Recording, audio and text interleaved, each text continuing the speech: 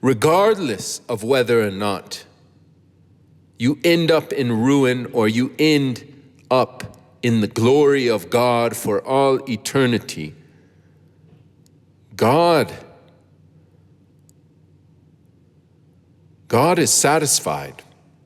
God is fulfilled before creation ever began. In the Holy Trinity of the love of God, in God, within God, there is perfection, there is completion.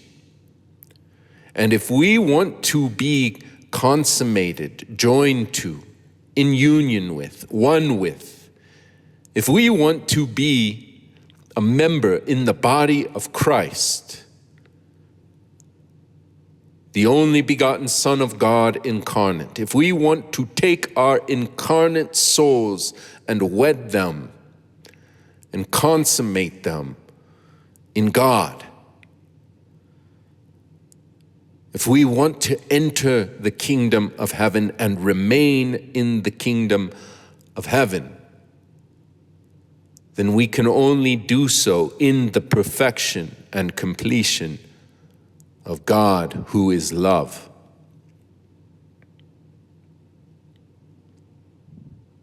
So seeing past the darkness, seeing past the lies, seeing past the distractions, seeing past the malevolence, seeing past the failure,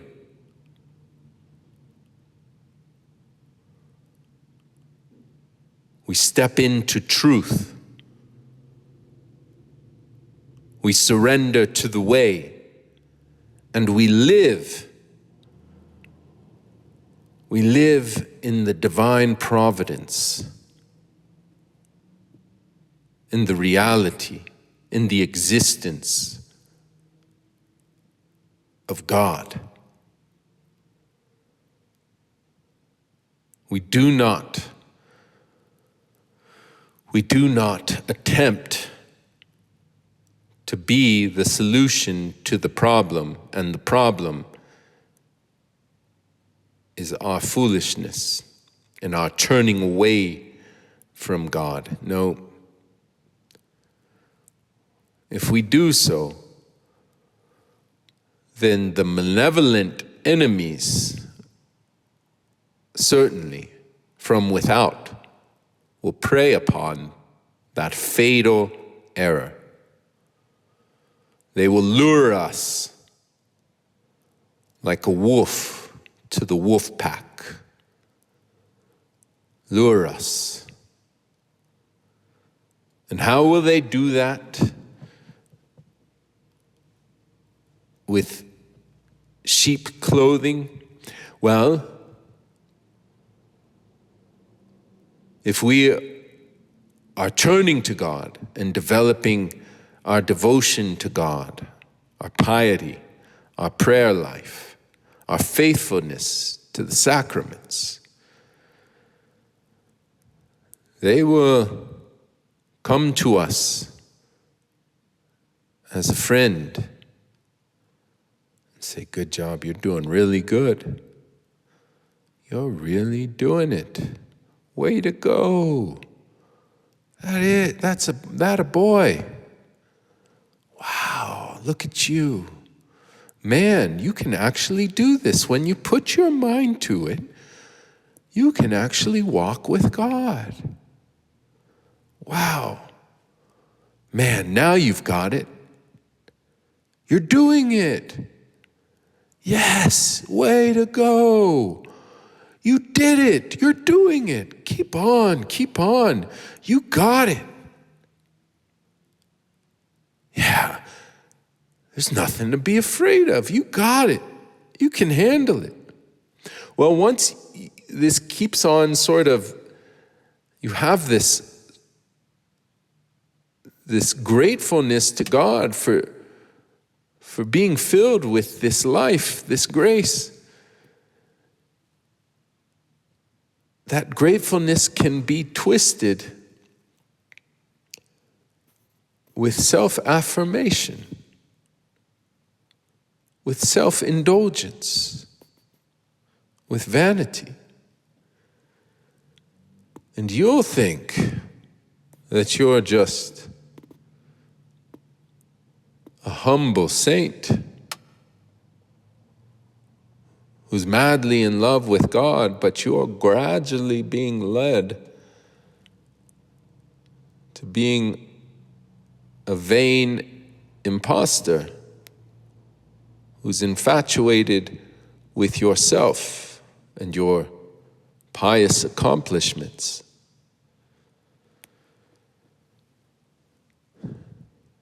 And then, when God sees that you're not turning back in humility and in surrender, so that you are becoming a vessel for His life, which is a gift of self, He'll remove these graces that allowed you to be on the correct course.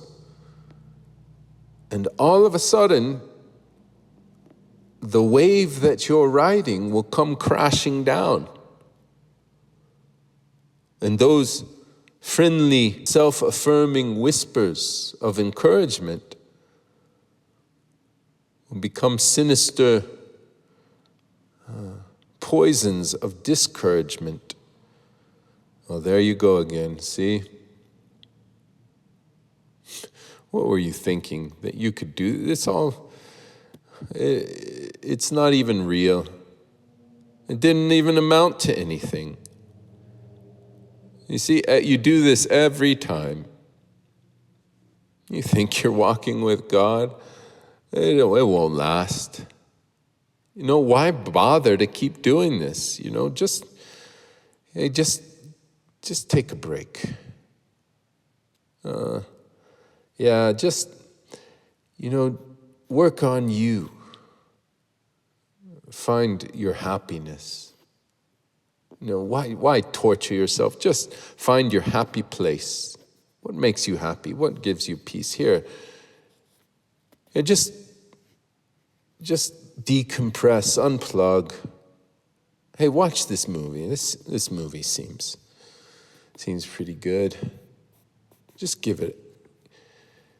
be entertained for a bit. You need a break. You don't need to keep going down that dead end. Let's just find some balance in your life. You're working too hard. You see, all these things we do to ourselves, whether it's riding the wave and sort of thinking it's you riding it rather than you just surrendering and turning to God, or whether it's just staying turned away from God and trying to be comfortable with turning away from God. All these things we do are things we do and not things that God does. What God does is give Himself. And when we receive that gift of Himself, we give ourselves. We truly, truly become an image of God.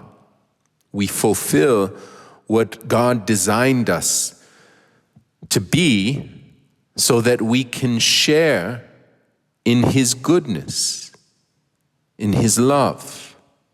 This is paragraph 1 of the Catechism of the Catholic Church.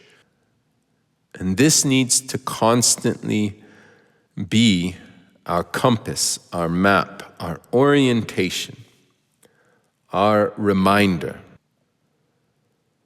that God doesn't need us. We don't give anything to God that God has not given to us. And that the goal isn't for us to achieve victory or triumph. The goal isn't for us to win. The goal is for us to surrender to God. And hell is the discord and the rebellion against God.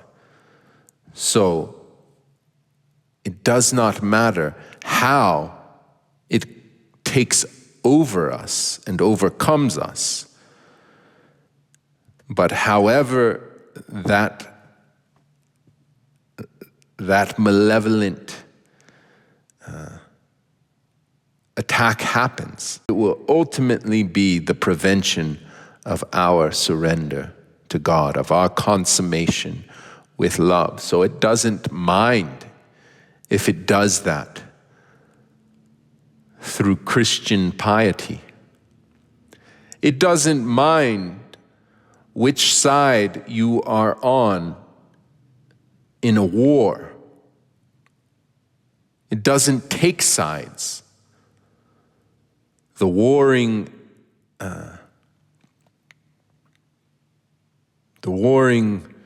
countries, nations, armies that fight against each other. Hell is seeking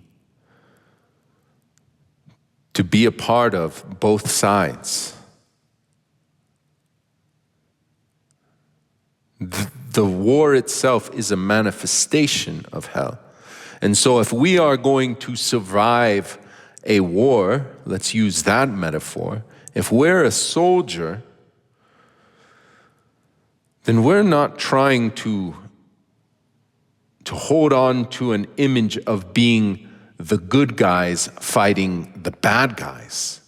We're trying to be faithful in making our life a surrender, in laying our life down.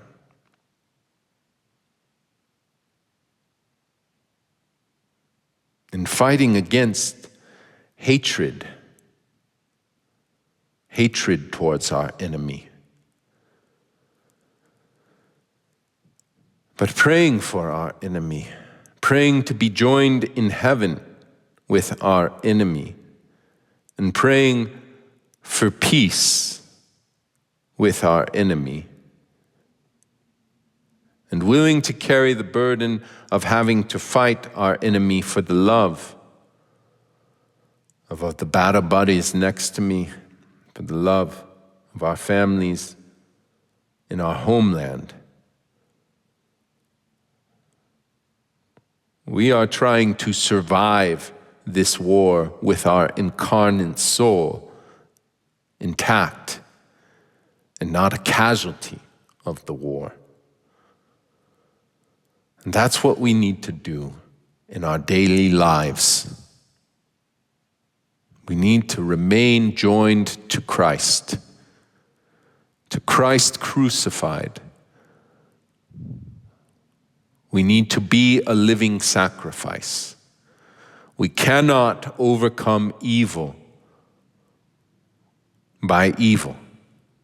We cannot defeat evil with evil. We must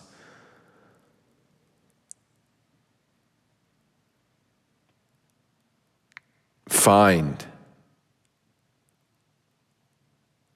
triumph in the glory of God.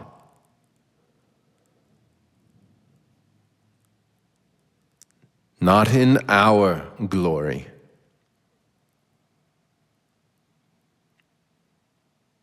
We are imperfect. God is perfect. In God is where we find our perfection.